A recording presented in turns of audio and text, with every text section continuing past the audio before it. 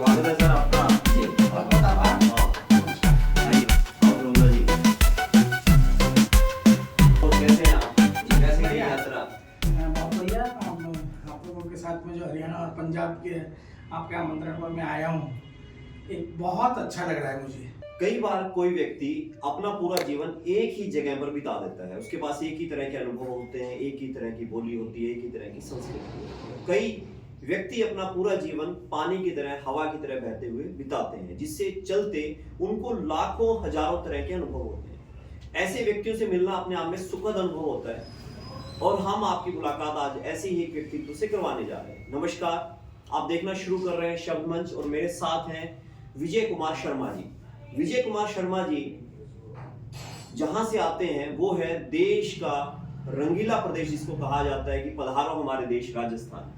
ये राजस्थान से पहुंचे हैं, हमारे यहाँ पर अजमेर से पहुंचे हैं और आज इनसे जो हमारी मुलाकात रहेगी, इनकी यात्राओं के बारे में रहेगी, इनके सोच के ऊपर रहेगी और जो अब तक का इनका अनुभव है उनके ऊपर रहेगी। इनके बारे में संक्षिप्त परिचय मैं दे दूं सबसे पहले आपको। ये द्विभाषी जो संस्कार न्यूज अखबार आता है उसके प्रधान संपादक है। प्रतिदिन सुबह आपके पास 7 बजे तक ये अखबार पहुंच जाता है, हम तक भी पहुंचता है। इसके अलावा 180 से अधिक काव्य संकलन जो है उनका इस संपादन कर चुके हैं और लगातार इस कार्य में संलिप्त हैं और पूरे देश के अंदर समय समय पर अलग अलग चीजों में, ये हमारे साथ इनकी मुलाकात इलेक्शन मैनेजमेंट के दौरान हुई, ये उसमें कंटेंट राइटिंग का भी काम करते हैं और अलग अलग प्रदेशों में जा चुके हैं। वहां की कला की, साहित्य की और विशेष तौर पर धर्म के बारे में इनकी बड़ी रुचि है, जो एक जगह जगह से जानकारी इकट्ठी करते हैं। तो आपका फिर से स्वागत जी बहुत बहुत आभार। बहुत अच्छा लगा आज आप हमारे स्टूडियो में आए। धन्यवाद। तो विजय जी, आपसे वार्ता शुरू करते हैं कि एक यात्रा का जो जीवन है, कई लोग अपने जीवन में घर से बाहर नहीं निकल पाते, शहर से बाहर निकलते, आप तो प्रदेश से बाहर भी निकले, जिले से बाहर भी निकले, कैसा अनुभव रहा? दरअसल बचपन से मुझे एक शौक रहा है नए नए लोगों से मिलने का, नई जगहों पर जाना, उनकी संस्कृति को जानना, उनके विचारों को जानना और फिर उनको लिपिबद्ध करने का मुझे एक शौक रहा है। ये यात्रा मेरी शुरू हुई थी 1984 से, आप समझ सकते हैं, जब मैं केवल 7 वर्ष का था, 17 वर्ष का था, वहाँ पर 17 वर्ष का था। उस समय ये यात्रा शुरू हुई। चूंकि फादर रेलवेज में थे, ट्रांसफर वाला जॉब था। राजस्थान में माउंट आबू है, माउंट आबू जाने के लिए आबू रोड होकर के जाना पड़ता है। तो आबू रोड से में जो ब्रह्मा कुमारी विश्वविद्यालय है वहाँ संपर्क में आया, क्योंकि उस समय मेरा कॉलेज का पीरियड था वो आबू रोड में ही था जी। ब्रह्मा कुमारी के संपर्क में आया और 1984 में पहली बार ब्रह्मा कुमारी की जब मीडिया विंग शुरू की गई, 5 लोगों ने मिलकर के, जो एक अंतर्राष्ट्रीय संगठन है, 125 से अधिक देशों में फैला हुआ है, 5 लोगों ने मिलकर के उनकी स्थापना की और मुझे गर्व है। हाँ, अच्छे ब्रह्मा कुमारी की मीडिया विंग की। ब्रह्मा कुमारी तो 1938 में शुरू हो गया था। उसकी मीडिया विंग के आप प्राथमिक सदस्यों में से हैं? मीडिया विंग में संस्थापक सदस्यों में से मैं हूँ। जिन 5 लोगों में, जिनमें करुणा भाई थे, अवतार भाई थे, नीलम बहन थी, मुन्नी दादी थी और मैं था। जी जी। मेरा जो काम था, क्योंकि उस समय हिंदी टाइपिंग जानने वाले बहुत कम हुआ करते थे, दादा लेखराज के जो ब्रह्म कुमारी के संस्थापक थे, उनके प्रवचनों को जिसे मुरली कहा जाता है, मुरली का टाइपिंग करने का जी जो दायित्व था वो मुझे दिया गया, क्योंकि हिंदी टाइपिस्ट की कमी बहुत थी। तो कॉलेज हफ्ता में 6 दिन कॉलेज जाना और रविवार को सुबह से बैठकर शाम तक मुरली टाइप के लिए माउंट आबू जाना, ये मेरी शुरुआत जो थी, यात्रा की शुरुआत। वहाँ भिन्न भिन्न प्रदेशों के अलग अलग लोगों से मिलना और उसके बाद में मेरी देशाटन की जो प्रवृत्ति थी वो जागृत हो गई। राजस्थान से निकले, बाहर गए, आप हमारे साथ मॉडर्न बीरबल में भी जुड़े और मेरे ख्याल में 2019 से हम लोगों का संपर्क है इसमें। तो इसके दौरान आप, चलो हम तो चुनाव का काम देखते हैं, आप उसके अलावा हमारे से जुड़े और भी कई चीजों में जो आप घूमते रहे, तो क्या क्या रुचि रही है? 1988 में वापस अजमेर आ गए। फादर का ट्रांसफर, जैसे मैंने बताया था कि एक ट्रांसफरेबल जॉब रेलवेज का जो है उसमें थे। 88 में वापस अजमेर आ गया। अजमेर से दैनिक न्याय उसका संपादन किया। 1992 में गुजरात के पहले हिंदी अखबार गुजरात वैभव का संस्थापक संपादक होने का सौभाग्य मुझे प्राप्त हुआ। बहुत बढ़िया। अब चूंकि गुजरात और राजस्थान के हवा पानी में काफी फर्क है, वो मुझे रास नहीं आया। 1992 से 1994 तक गुजरात के तत्कालीन मुख्यमंत्री चिमन भाई पटेल के काफी नजदीक रहा। आप यकीन माने जिस तरह आप और हम बैठे हैं उसी तरह से उनके बेडरूम में, चिमन भाई पटेल के बेडरूम तक मेरा आना जाना, राजनीति को करीब से समझना, वहाँ की विधानसभा में, और वहाँ जो गुजराती सीखी मैंने 1994 तक वहाँ रहा, मगर मुझे वहाँ का हवा पानी रास नहीं आया। इसके बाद मैं राजस्थान के श्री गंगानगर आया और वहाँ आकर के मैंने, चूंकि वो पंजाब से लगता इलाका है, तो गुरुमुखी सीखने का मुझे शौक चढ़ा। उस समय मैंने उसे गुरुमुखी भी थोड़ा सीखी, मगर पूरी तरह नहीं सीख पाया। फिर मैंने सरदार बेअंत सिंह, उस समय मुख्यमंत्री हुआ करते थे, अच्छा जी, सरदार बेअंत सिंह जी को एक पत्र लिखा जो आधी गुरुमुखी आधी हिंदी मिलती जुलती में था कि मुझे सीखने का शौक है। तब उन्होंने वहाँ की जो भाषा और संस्कृति विभाग है वहाँ से 5 बुक्स भिजाई, उनसे मैंने गुरुमुखी पढ़ना सीखा। अच्छा, आपने मुख्यमंत्री को उनको पत्र? जी, मुख्यमंत्री को मैंने तो उन्होंने भाषा और संस्कृति विभाग से अच्छा 5 बुक्स मुझे भिजवाई, अच्छा, जिनसे गुरुमुखी पढ़ना सीखा। इसके बाद हमारे एक मित्र ने 1998 में तमिलनाडु से पहला हिंदी समाचार पत्र शुरू किया और उसका संस्थापक संपादक होने का भी मुझे अवसर प्राप्त हुआ, और तमिल भी मैंने वहां सीखी। तो इस तरह से हिंदी, अंग्रेजी, संस्कृत, ये तो हमारी अपनी और राजस्थानी अपनी भाषाएं थी। बाहर जाकर के मुझे गुजराती सीखने का, तमिल सीखने का, पंजाबी सीखने का अवसर भी प्राप्त हुआ। तो और राज्यों में क्या अनुभव रहा? वो राजस्थानी अच्छा लगा या पूरा देश के अलग अलग राज्यों में? देखिए, राजस्थान की जो पहचान है, राजस्थानी भाषा, वो मुझे, मैं जहाँ भी गया राजस्थानी लोग मिले। राजस्थानियों ने अपनी रोटी और बेटी जी को नहीं छोड़ा जी। रोटी और बेटी से मतलब अपना भोजन और अपनी संस्कृति, क्योंकि एक बेटी की पहचान उसकी संस्कृति और उसके संस्कारों से होती है। तो रोटी और बेटी को राजस्थानियों ने कहीं भी नहीं छोड़ा, चाहे वो अपने देश में रहे, विदेश में गए, कहीं भी गए। तो वो मुझे समान रूप से देखने को, जहाँ मुझे गुजरात में गुजरातियों का, तमिलनाडु में तमिल भाषियों का मुझे बहुत शानदार प्रभाव और मतलब अपने प्रति स्नेह भाव देखने मिला, राजस्थानियों में भी मैं उतना ही ज्यादा घुल मिल गया।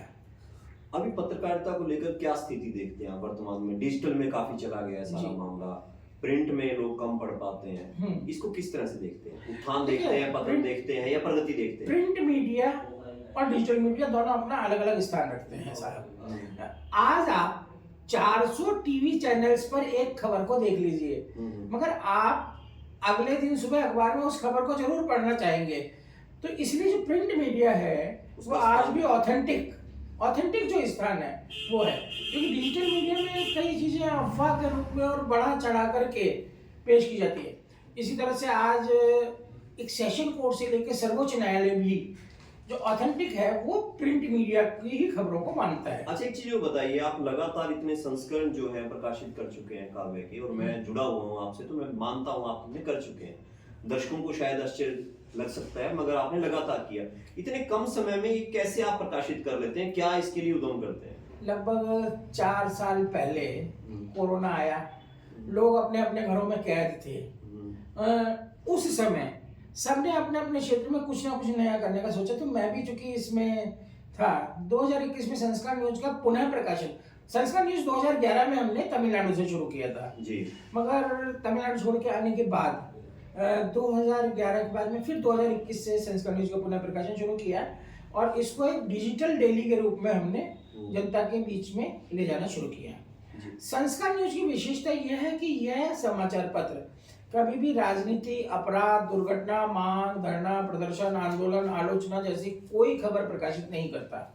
इसमें सिर्फ साहित्य, संस्कृति, शिक्षा, सेहत, समाज, संगीत, आध्यात्म, यही खबरें, यही आर्टिकल्स मिलते हैं। तो लोगों का जो संकलन का एक शौक था उसे पूरा करने के लिए जी हमने साझा संकलन निकालने का सोचा। जी संस्कार न्यूज के साथ ही हमने आरएनआई से काव्य संगम का भी एक रजिस्ट्रेशन करवाया, जो आरएनआई से रजिस्टर्ड है, संस्कार न्यूज और काव्य संगम दोनों। आप ऑनलाइन कुछ प्रतियोगिताएं भी करवाते रहते हैं, किस तरह की प्रतियोगिताएं रहती हैं अभी? ये अलग अलग तरह की प्रतियोगिताएं होती है। जैसे अभी नव संवत्सर पर हमारी लेखन प्रतियोगिता चल रही है। नव संवत्सर पर हमारे पास देश से और देश के अलावा Netherlands, Nepal, Jakarta, Sri Lanka, Oman, Qatar से भी लेखक हमारे साथ जुड़े हैं। हम विभिन्न क्षेत्रों के प्रतिभाशाली, जैसे भारत के एक शांति पुरस्कार विजेता है कैलाश सत्यार्थी, उनसे संपर्क किया, उनके जरिए हमने लोगों को पुरस्कार दिलाने की घोषणा की। तो इस तरह से लेखक हमारे साथ उपहारों के कारण लेखक हमारे साथ निरंतर जुड़ते हैं। तो इससे लेखन की जो विधा है उसमें भी कहीं विकास दिखता है आपको लोगों जब के? लेखन हमारा एक संकलन प्रकाशित हो जाता है तब हम ऑनलाइन एक उस प्रकाशन में क्या कमियां रही, क्या सुधार होना चाहिए, किस लेखक को अपनी किस लेखनी में कि अपने शब्द से विन्यास में, वाक्य विन्यास में क्या परिवर्तन लाना चाहिए, वो एक 3 से 4 घंटे की कार्यशाला ऑनलाइन होती है और हर लेखक को हम बताते हैं कि आपके ये कमी थी और जहाँ अच्छा होता है हम कहते हैं कि भाई जैसे कार्तिकेय शर्मा एक मान लीजिए लेखक हैं, तो कार्तिकेय की रचनाओं को आप पढ़ें, उससे आपके लेखन में सुधार होगा। बातचीत चल रही है, उस बातचीत को मैं अंतिम पड़ाव तक लेके जाऊंगा, तो उससे पहले मैं जानना चाहूंगा कि जो आप ये सारा इतना कार्यक्रम कर रहे हैं, तो इसके लिए आपकी दिनचर्या क्या रहती है? कैसे आप इसमें सारे काम को कर पाते हैं? क्योंकि आमतौर पर लोग ये कहते हैं कि नहीं, सुबह हुई और शाम हुई, सारी उम्र हुई तमाम। तो आप इतना सब कुछ मैनेज कर रहे हैं, कैसे मैनेज कर रहे हैं सर? सबसे पहले मेरी दिनचर्या शुरू होती है सुबह लगभग 4 से 4:30 बजे के बीच में। बिस्तर मुझे अलविदा कह देता है। अच्छा। मैं बिस्तर को अलविदा नहीं कहना चाहता, मगर बिस्तर मुझे अलविदा कह देता है। और एक बार बिस्तर से उठने के बाद, सूरज ढलने के बाद ही फिर वापस बिस्तर पर लौटना। आज जब सब लोग टीवी के, मोबाइल के चिप करते हैं, आपको ये जानकर आश्चर्य होगा कि हमारे यहाँ टीवी शाम को 7:30 से 9 बजे तक चलाया जाता है सिर्फ। जी, घर पर? जी, घर पर भी या जहाँ भी कहीं मैं रहूँ तो मेरे रूम में टीवी शाम को, तो सुबह 4:30 बजे उठ करके 4:30 से 5 तक अपनी दैनिक क्रियाओं से निवृत्त हो जाते हैं। इसके बाद में मेरा लैपटॉप और मैं समाचार पत्र तैयार करना। अब हमारे यहाँ दरअसल क्या होता है कि लेट नाइट भी अगर कोई अच्छी खबर है तो वो आपको सुबह आपके हाथ में 5 से 7 बजे के बीच में न्यूज़पेपर आपको एडिट होकर के 7 से 8 बजे के बीच में आपके पास पहुंच जाना चाहिए। आज हमारा अखबार 12 राज्यों से मान्यता प्राप्त है और साथ ही लगभग 70 देशों के करोड़ों पाठकों तक हमारा अखबार डिजिटल माध्यम से पहुंच रहा है। तो ये सारा आपने डिजिटल माध्यम बनाया हुआ है? अधिकतम डिजिटल माध्यम। अधिकतम डिजिटल माध्यम जी। संस्कार न्यूज आरएनआई, और आरएनआई का मतलब है register of news papers of India, यानी जो मुद्रित सामग्री है उसी का रजिस्ट्रेशन आरएनआई करता है। तो संस्कार न्यूज का मुद्रित संस्करण हर महीने 10 और 25 तारीख को हिंदी और अंग्रेजी भाषा में उपलब्ध रहता है और डिजिटल रूप में आपके पास रोजाना पहुंच रहा है। बहुत अच्छा। विजय जी, इसके अलावा कुछ आप हमें और हमारे दर्शक जो देख रहे हैं उनको कुछ बताना चाहेंगे? दर्शकों के लिए बस इतना है कि आप अगर मेरा फोन नंबर साथ में चलाते हैं तो आप देश के किसी भी कोने में हैं, आपको कहीं भी कोई दिक्कत आती है तो ईश्वर की कृपा और आप जैसे मित्रों के सहयोग से मैंने पूरे देश में इतने अच्छे संबंध बनाए हैं कि विदिन 10 मिनट्स किसी भी माध्यम से किसी भी रूप में मैं आपके पास होऊंगा। और मेरे लिए अक्सर मैं कहता भी हूँ कि जब भी जी चाहे आवाज देके बुला लो मुझको, मैं गया वक्त नहीं हूँ जो लौट के ना आ सकूं। बहुत बढ़िया। विजय जी से बहुत अच्छी बातचीत रही और इसको आप देख रहे थे शब्द मंच पर, जिसे हम कहते हैं आपकी बात आपका मंच। विजय जी यहाँ पहुंचे इतनी दूर से, हमें इतना समय दिया, इसके लिए विजय जी आपका बहुत बहुत धन्यवाद। और ये जो शब्द मंच के मंच पर तो ये रहेगा ही, और इसी के लिंक को हम विजय जी को भी दे देंगे ताकि विजय जी से जुड़े हुए जो लोग हैं उनको भी ये पता लगे विजय जी कहाँ कहाँ घूम रहे हैं, कहाँ कहाँ जा रहे हैं। तो बहुत बहुत धन्यवाद विजय जी। बहुत बहुत धन्यवाद, बहुत बहुत आभार, ढेर सारी शुभकामनाएं। शब्द मंच सलामत रहे, आपकी कलम चिरंजीवी हो। इन्हीं मंगल कामनाओं के साथ आपका अपना विजय कुमार शर्मा।